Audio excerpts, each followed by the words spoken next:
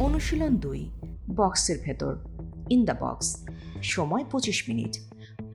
উদ্দেশ্য, খেলোয়াড়রা যেন ভিন্ন ভিন্ন পজিশন বা অবস্থানে নিজেদের দক্ষতা সম্পর্কে সচেতন হতে পারবে। চাপের মুহূর্তে একজন খেলোয়াড় কী অনুভব করে এবং কিভাবে কাজ করে সে সম্পর্কে সচেতনতা তৈরি করা। লক্ষ্য, বিভিন্ন ভূমিকায় অভিজ্ঞতা অর্জনের জন্য আক্রমণ বা অ্যাটাক করা, ডিফেন্স করা এবং গোলকিপিং করা। নির্দেশনা, 4টি গোলপোস্ট দিয়ে একটি চতুর্কোণ আকৃতির বক্স তৈরি করা অথবা 3টি গোলপোস্টও ব্যবহার করা যেতে পারে। এটি খেলোয়াড়ের সংখ্যার উপর নির্ভর করবে।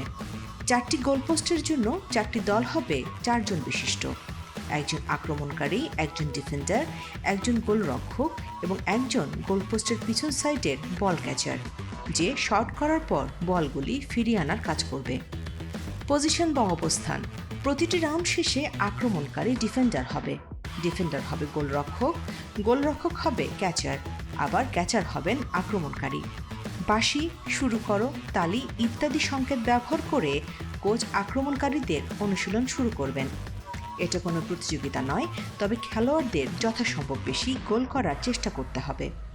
খেলার প্রক্রিয়া, আক্রমণকারী খেলোয়াড়রা কোচের বাঁশির শব্দ শোনার জন্য অপেক্ষা করবে। তারপর একজন বনাম একজন পরিস্থিতিতে স্কোর করার চেষ্টা করবে। বল কাটিয়ে নেওয়ার পরে খেলোয়াড়কে শুট করতে উৎসাহিত করতে হবে। প্রক্রিয়াটি গতিশীল এবং সচল রাখতে দ্রুত পজিশন পরিবর্তন করার বিষয়টি খেলোয়াড়দের মনে করিয়ে দিতে হবে। দ্বিতীয়বার খেলার প্রক্রিয়া, এই প্রক্রিয়াটিতে দেখার পরে একটি কাজ যুক্ত করতে হবে। আক্রমণকারীদের অন্য ডিফেন্ডারের মুখোমুখি হওয়ার জন্য বাম দিকে ঘুরতে হবে।